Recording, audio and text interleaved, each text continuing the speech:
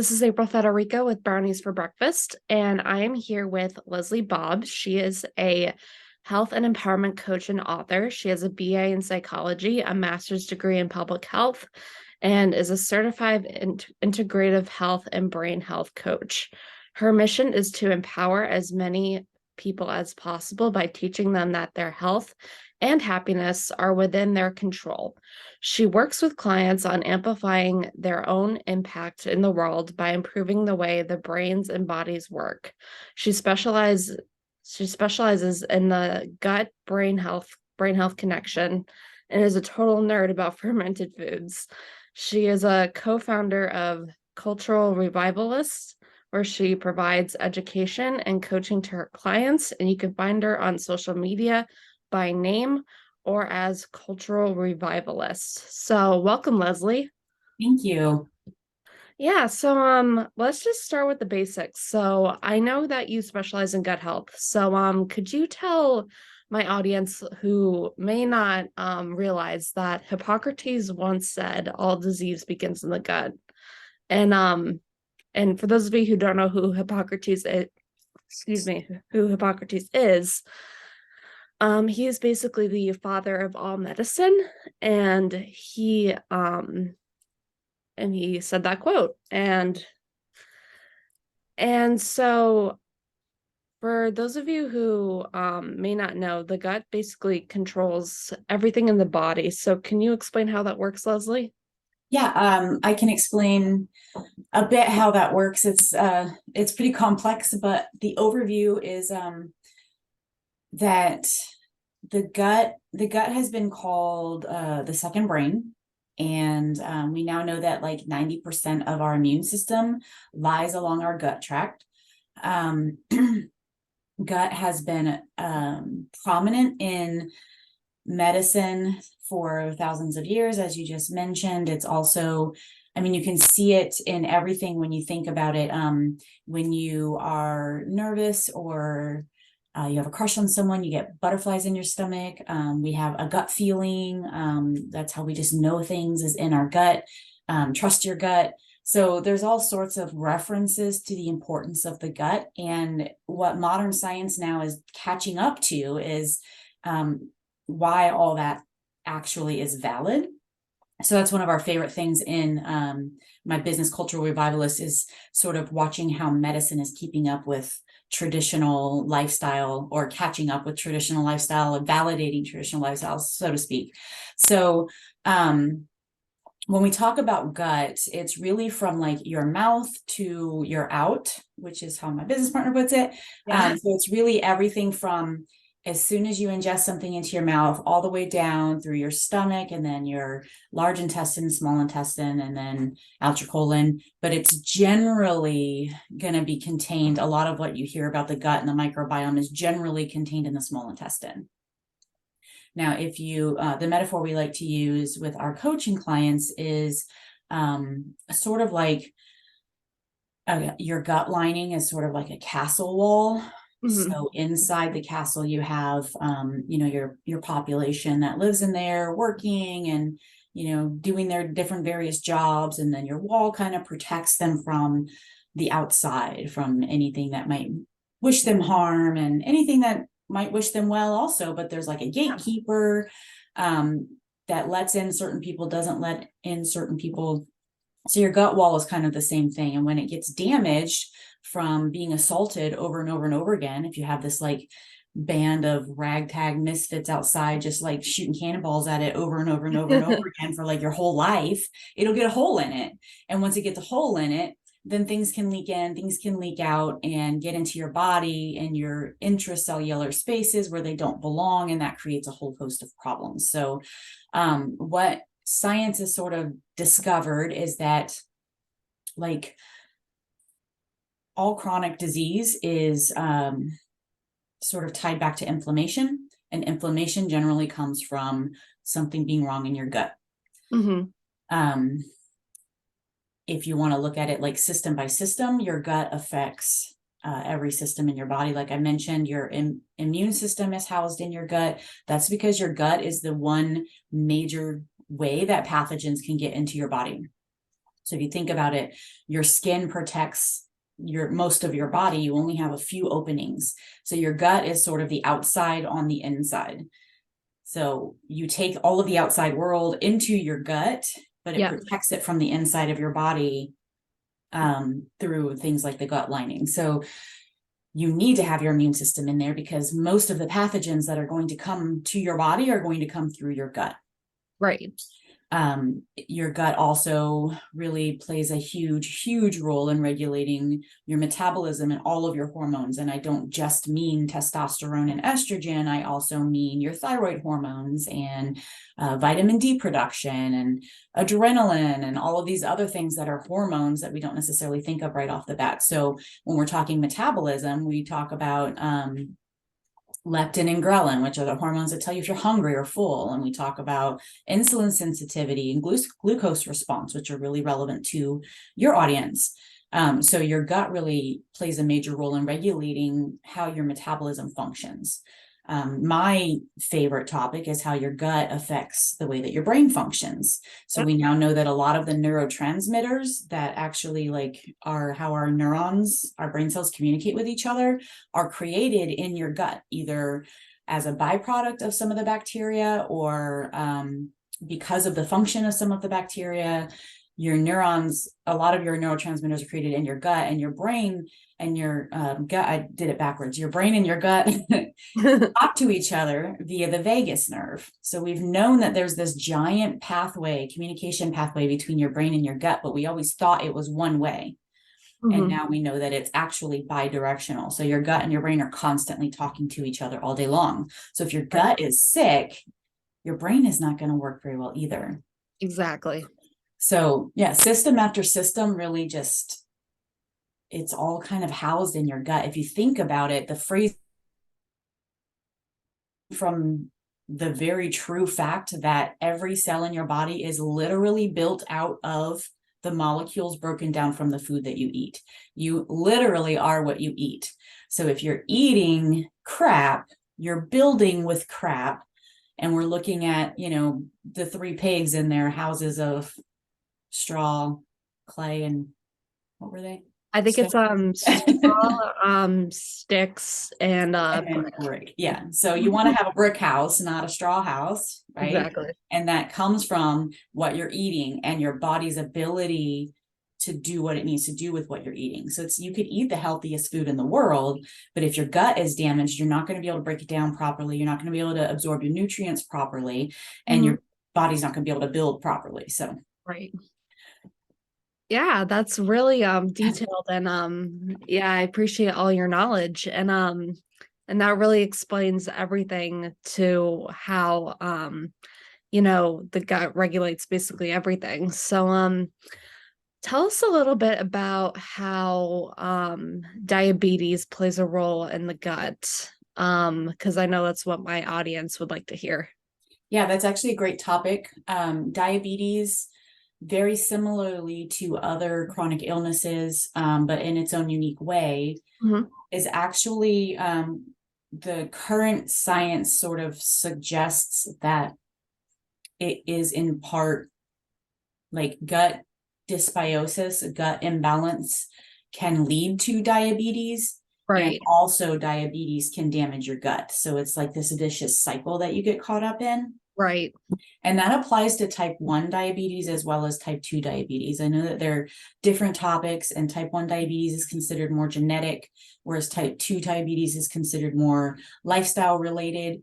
But it is, there's actually some new science out that shows that people with genetic predispositions to type 1 diabetes when they're young, if they're given certain probiotics or exposed to certain prebiotic foods that feed the bacteria in your gut, that it does seem to play a role in preventing them ever developing type 1 diabetes.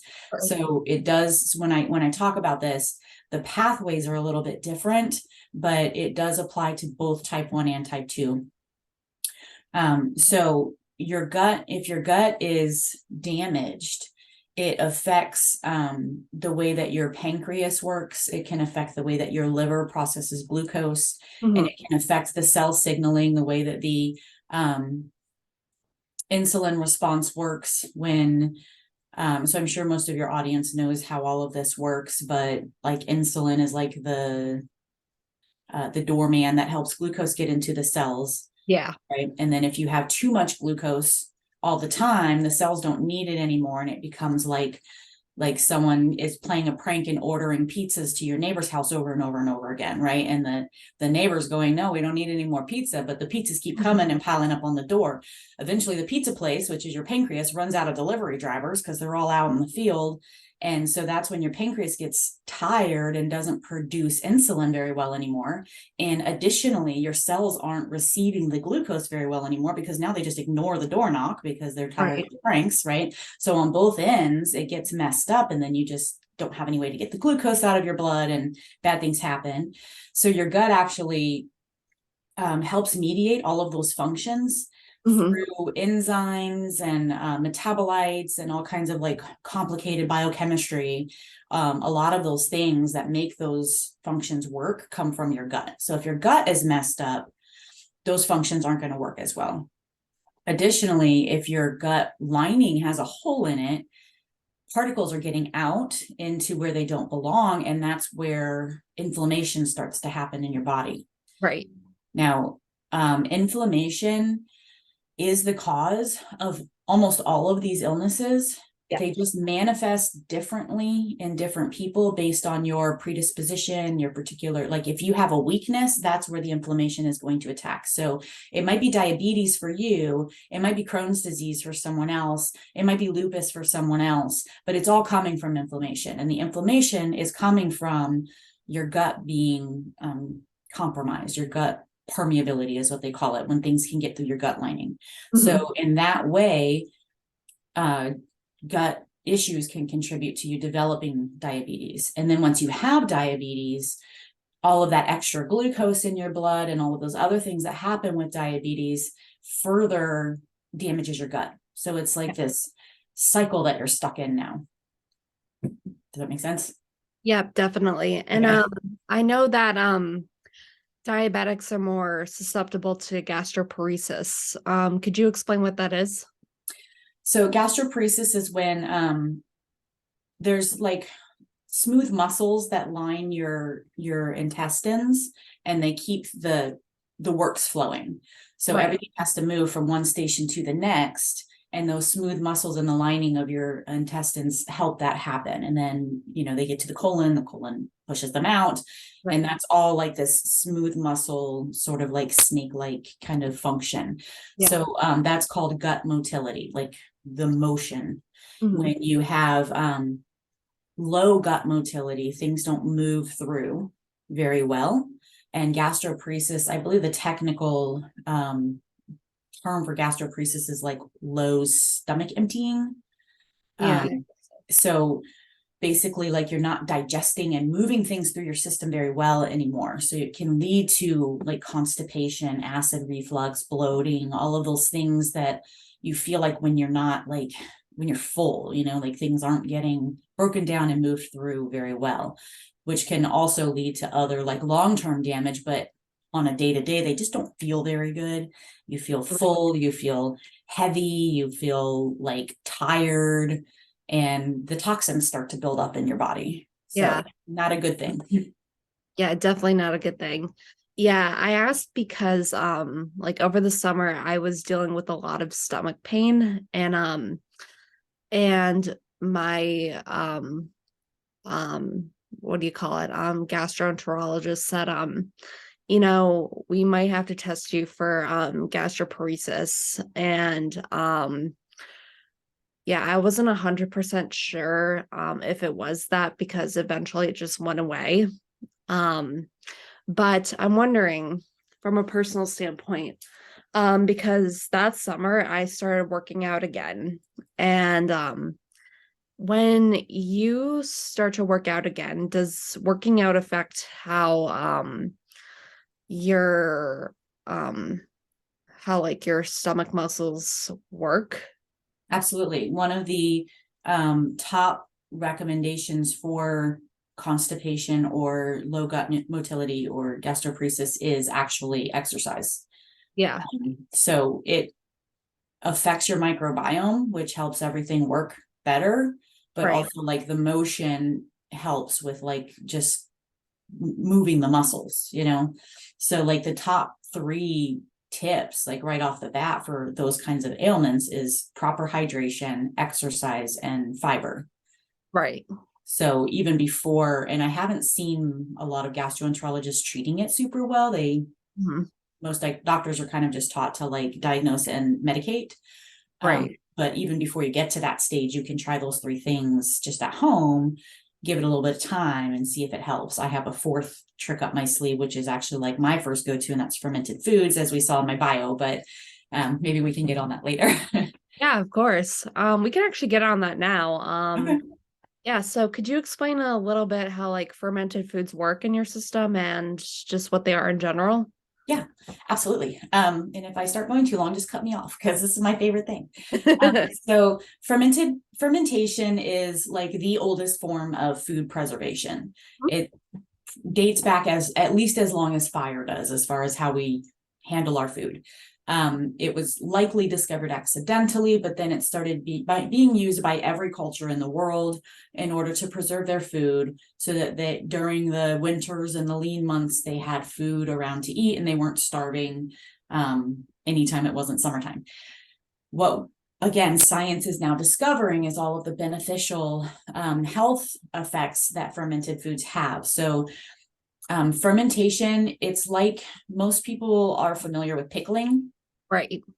It's like pickling, but pickling is like the cheater version of fermentation. So pickling, vinegar pickling is how most pickling is done. You just soak something in vinegar and sugar.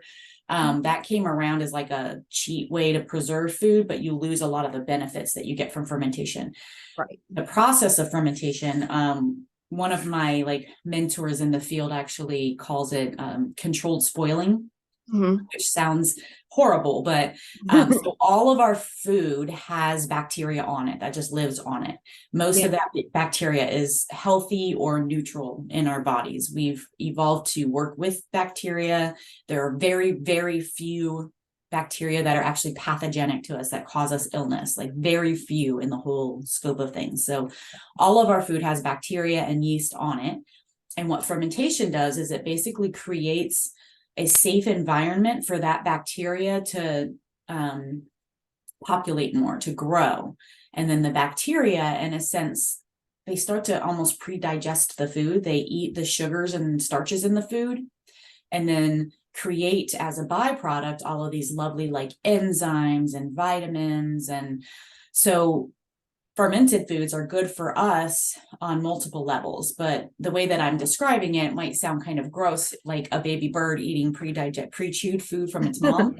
But if you think of it more like what plants do for us, how they take in carbon monoxide or carbon dioxide, and then they put out oxygen for us, Mhm. fermented foods, it's more like that kind of a process. So Right. what they need is what like their waste is beneficial to us, but when you eat fermented food, you get the beneficial bacteria, so the probiotics, to help your own gut flora, like have a lot of variety and a good thriving population in your city. Mhm. You get the enzymes and the vitamins and minerals that they produce as a byproduct.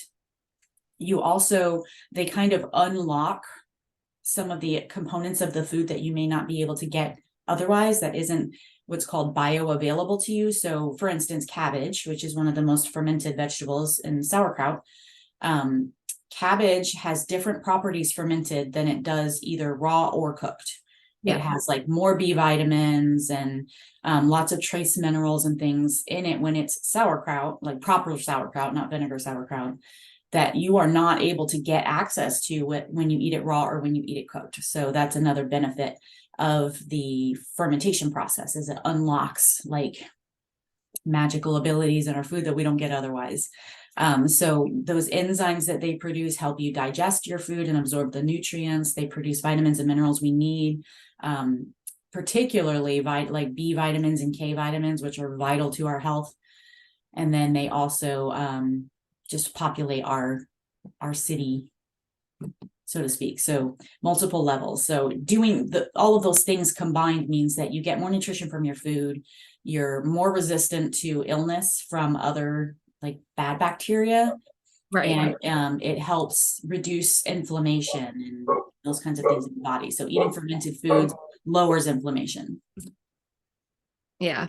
Sorry, you can hear my dogs in the background because someone's at the door, but yeah, but that's really interesting. Yeah, I've heard a lot of like good things about probiotics for the gut and especially sauerkraut and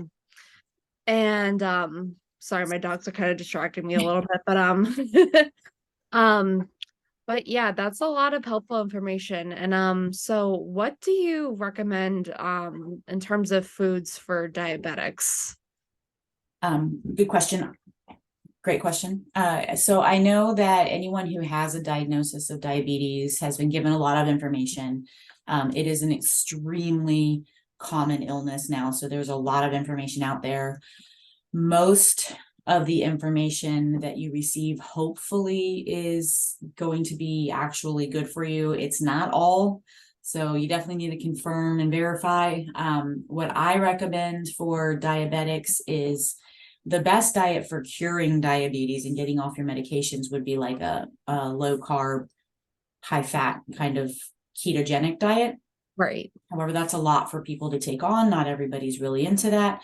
So the closest to like a normal diet that I would recommend would just be to avoid processed carbohydrates, avoid sugars, and really try to lean into healthy proteins and healthy like complex carbohydrates, which would mean like sweet potatoes, maybe some non-gluten grains in their whole form.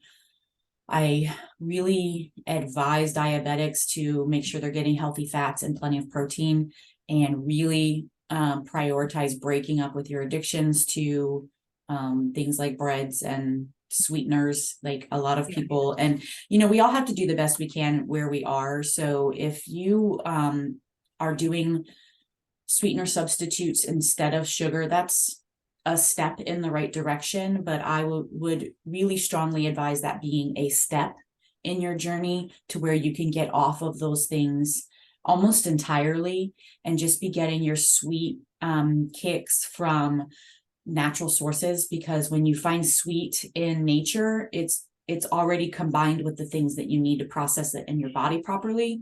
So you're gonna, if you eat fruit or dates or something like that, you're gonna be getting fibers and all of the other things that your body needs to really handle that sugar. If you take apple juice versus an apple, it is going to have an extremely different response in your body, regardless of what messaging there may be out there. And I will tell you that the commercials and the messages that you see that say that all sugars are the same in the body are funded by the sugar industry, like not even making jokes. So that is not true. All sugars are not the same in the body. And when your body gets sweet, it also needs nutrients. If it's getting sweet without nutrients, what happens in your brain is it goes, hey, cool, that was great, but we still need more food. Right. So artificial sweeteners actually make people eat more. Yeah. And artificial sweeteners reduce the variety of your gut microbiome. So artificial sweeteners is going to be like a genetic cleansing in your castle city. Like it's going to wipe out like 2 out of 3 of the different types of workers that you have in there. So that is really, really bad for your health. So even though they might be better for your insulin response than sugar, they aren't good for you, no matter what the companies that make them say. So use that as a step in your journey. So obviously that's an important part of my recommendation. So I would say adequate protein, healthy fats, lower the sugars and carbs, and add fermented foods to your diet. Amazing. And so we are almost out of time. So is there anything else you'd like to add? So I think the biggest message that we share to our clients, my business partner and I, is that one, you do have power over this. Like you have it within you to heal your body. Your body was designed to heal and function properly. Your body's not working against you. It's not your enemy, and it's not broken. You just need to, get out of its way and create the right environment and let it do its thing. It is designed to heal. So we work really a lot with our clients on healing the relationship with their body, because we, especially women, kind of are taught like from a young age that we're fighting our bodies. We're fighting a cold. We're, always trying to lose weight or change the way we look or change our shape. And, it's like all the terminology is just fighting and battle the bulge and all of that kind of stuff. Yeah. But your body is not, your body's not your enemy. Your body has like continued to keep you alive despite what you've done to it. So that's the first message. And then the second message is just to have grace. So very similar, but like you've done the best you can with who you've been in the past. And when you can do better, do better. So as you're learning more, just do better. No sense like being mad about what you've done, only move forward. So we teach our clients to treat everything like an experiment. And that really takes all the guilt and the shame and the pressure out of it. So if you do eat the thing you're not supposed to eat, just say, okay, well, I ate that thing. Let's see how it feels. Did it feel worth it? Did it not? Did it make me feel like crap? Is it no big deal? And now I know I can eat that thing every once in a while. So everything's an experiment. There isn't like a right or wrong answer. It's all just a journey to figure out what your body is asking you for and then listening to that response. So that would be my final, and eat fermented foods. Yes. Of course, you can't forget those fermented foods. And yeah, that's really a heartfelt message, because I teach my clients that it's all about the mindset. And for those of you who are not familiar with my method, it's basically confidence and intelligence create emotional resilience to optimize. And essentially what that means is that it's all about getting out of your own way and just doing the thing, and just kind of taking care of what you need to take care of. And because it really all does come from within. Yeah, I love it. Yeah. And yeah, so thank you so much, Leslie. And this has been Brownies for Breakfast, and we will see you guys next week. Thanks for having me. Bye.